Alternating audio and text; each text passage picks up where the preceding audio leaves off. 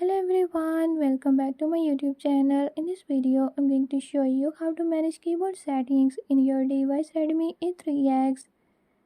In this video, I'm gonna tell you how you can do it. But before we get started, don't forget to hit the subscribe button and ring the notification bell. Make sure to watch complete video and learn how you can do it. Let's watch the video.